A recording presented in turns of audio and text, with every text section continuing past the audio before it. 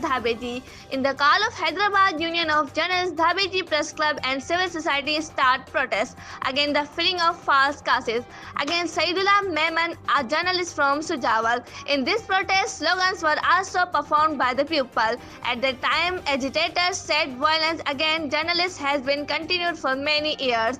Just for writing about on truth and justice, they organized and disappeared as or made false cases, which is a reprehensible act. Even though many journalists have been martyred, false cases against all journalists, including Sujawal journalist Saeedullah Memon, should be stopped immediately, and protection should be provided. Otherwise, the scope of protest will be widened. With camera team reports Shahid Samoor, TA News, Dhabeji.